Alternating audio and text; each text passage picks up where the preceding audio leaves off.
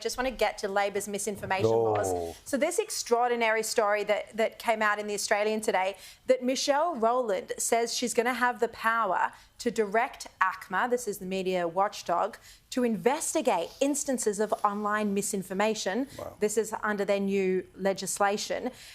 I mean, Liz, this is unbelievable, because this can be a minister deciding what she thinks is misinformation, what she thinks should be investigated. And you look at the myriad of things that the Albanese government has called misinformation this year. 100%. Or in the last 3 years, we saw this during the pandemic. Now, a lot of people have egg on their faces and going, oh, so much of that misinformation turned out to be far truer than whatever narrative they were selling us at the time. This is straight out of George Orwell's 1984. The party is always right.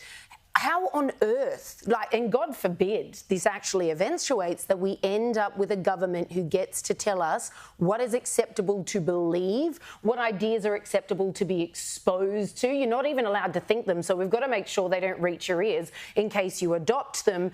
It's just unthinkable. That is when a free democracy ends. And Paul, this was a problem as well under the coalition. Remember, a lot of the censorship about the COVID pandemic and discussion around vaccines and mandates and the origin of COVID, that was all censored, taken down by the Home Affairs Department in the coalition government. Yeah, again, one of the reasons why, and what is the difference between a first world country and a third world country in many ways, is the restraint of government. Right? And obviously, government can pass whatever law it wants to. It's got a path through the upper house thanks to Dormont Dave Pocock and the Greens, which means they can pass whatever law they want.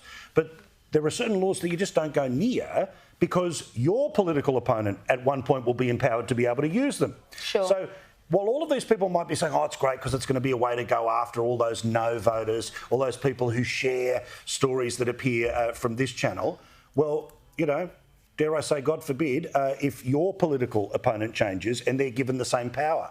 This is unacceptable in a democracy, but I think we have to, sadly, start to deal with the idea that the Greens and Pocock will get it to happen, because they're all on the same line of trying to knock out the people who are their political opponents. And of course, and also this is a change to the law that means basically, you know, the minister can be sitting back, they'll watch Media Watch on a Monday night, they'll make a little song and dance about something taken either out of context or deliberately cut a certain way. They can pick up the phone, investigation underway, and we all know how those go. Well, it just goes to show that none of those people actually belong in Parliament, because if they're making decisions based on the fact that they want to stick around for longer, not what's best for the country, not what's best for a free democracy, goodbye.